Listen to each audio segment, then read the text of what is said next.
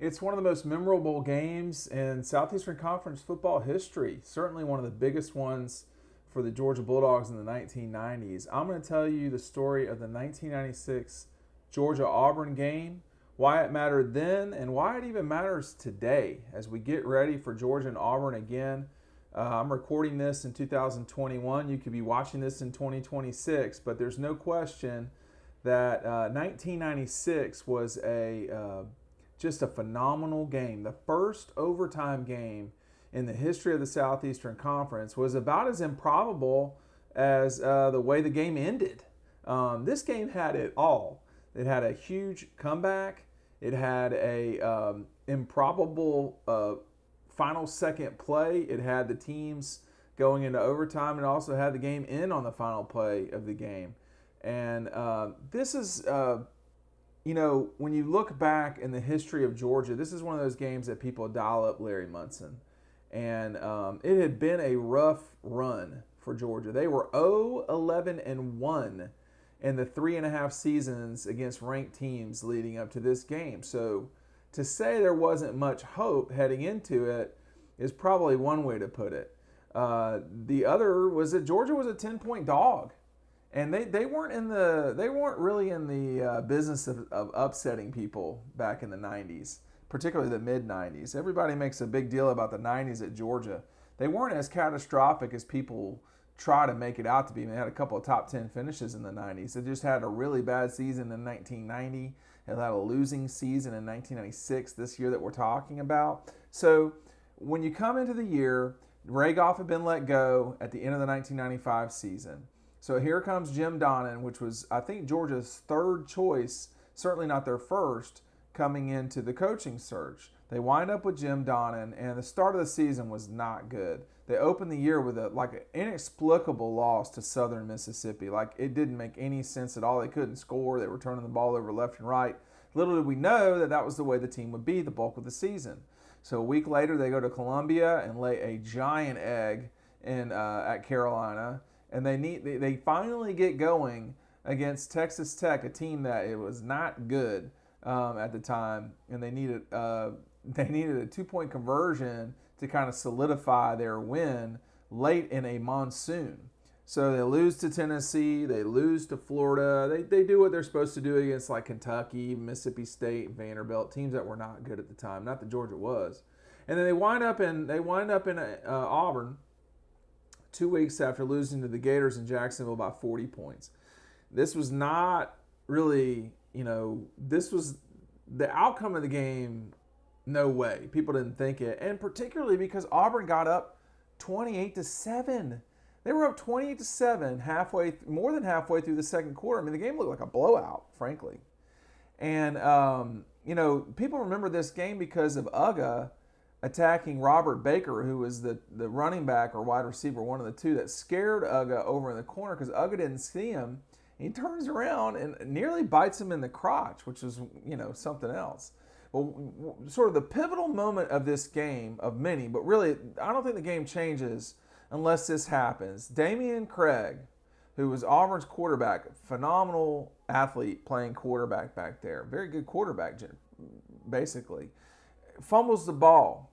The fumble is credited to Champ Bailey, but it wasn't Champ Bailey who caused the fumble. I mean, Craig just kind of lost control of it. And Georgia jumps on top of it, and 7 plays later, Georgia scores a touchdown. So now all of a sudden you're only down 2 scores. The whole third quarter, Auburn keeps fumbling the ball off themselves. You've got a drive that stalls at the 11-yard line of Georgia because they fumble it. That would put the game away. You have a very long drive that ends in a 38-yard field goal miss. So they had a chance to add 10 points to their lead. Really kind of, certainly the 11-yard line, you should score. But they missed 10 points of layups, basically. And here comes Georgia. Third quarter, nobody scores. Fourth quarter, Georgia comes alive. Huge pass to Heinz Ward. And if you ever see the image of Heinz Ward in all white, well, I say white, but silver breeches with white tops, that was Heinz Ward busting out what was a 67 or so yard touchdown Yeah, 67-yard touchdown to get the game within 7 in the fourth quarter. And being at that game, the temperature was falling, but everything in the stadium was getting really antsy because Auburn, as you may or may not have experienced, is a very loud stadium, and it's a tough place to play. But as tough as it can be, Georgia's had some crazy games and sufficient wins there. 2002, 2006. I mean, those were games that were shocking in their own way. But in this case, this was a bad Georgia team, and they were not a winning team. I think they were 3-4 or 4-5, something like that. And they come flying down the field in the fourth quarter, and Auburn just cannot get a first down to lock the game down. So they get to about the 30-ish of Georgia with about 2 minutes or so to go, and they can't get a first down. So they decide to punt. Now it's Mike Bobo and company. Mike did not start in that game. Neither did Robert Edwards. So you're coming down to it. They have to come down and score, and they've only got 67 seconds to do it. There's 1 minute and 7 seconds left in the game.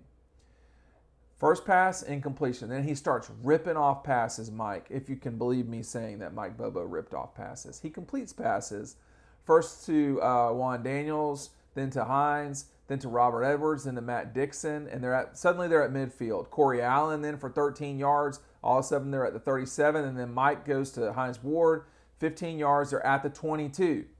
So Larry Munson's freaking out, as usual. And they got 19 seconds left. First down. Snap the ball. Mike gets sacked. The game looks like it could be over, but there's 19 seconds. So they have a little time, start scrambling towards the line. All of a sudden, an Auburn defender, Charles Dorsey, grabs the ball and starts running the other way with it. So the officials blow the clock dead, which is enough time for Georgia to spike the ball with exactly 1 second left. And it wouldn't be Auburn if there weren't 2 seconds left and they let the extra second run off. So they tried to kill the game, couldn't quite do it. So here's Munson screaming, "We can't do anything about the clock now." And, he was panicking. But then, the officials stopped the play. You're at the 30-yard line. It's second and whatever, the down doesn't matter.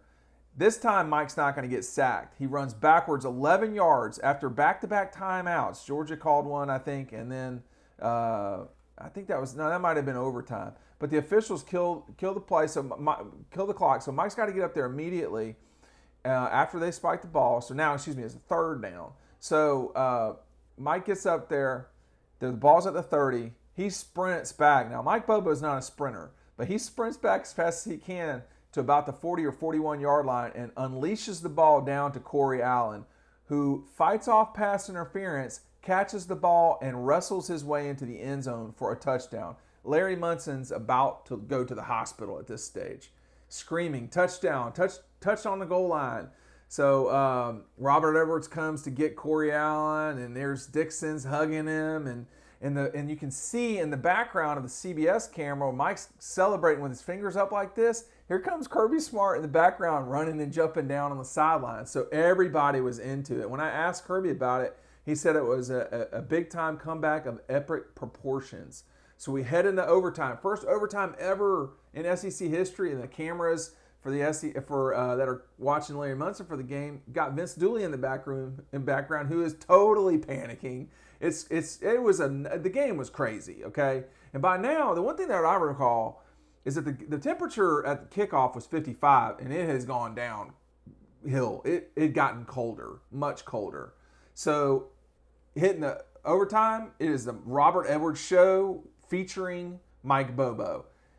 First overtime, Auburn scores. Doesn't take them long at all. And then all of a sudden, Robert answers back. I think it was like 2 plays. Boom, we're at 35 all. Now Georgia goes right back out there. 3 of the 4 plays go to Robert Edwards. 17-yard pass from Mike. All of a sudden, he scores.